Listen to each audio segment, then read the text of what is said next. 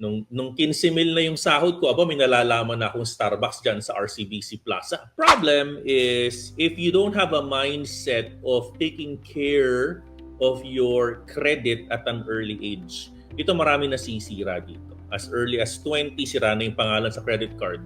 Bakit? Hindi sila naturuan kung paano mag-alaga ng credit rating. So therefore, balik to sa point number 1, poor financial education. Alright. Another point, yung lifestyle inflation. Habang tumataas yung sahod mo, parang dinaanan ko yan.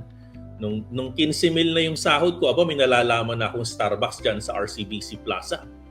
Isa-isang Starbucks na kape. Ang Starbucks noon, maniwala kayo sa hindi, 65 pesos ang Frappuccino. Ngayon parang 175 na. 65. Ang kape noon, 40 pesos. Ang brewed coffee, nakatandaan ko yan.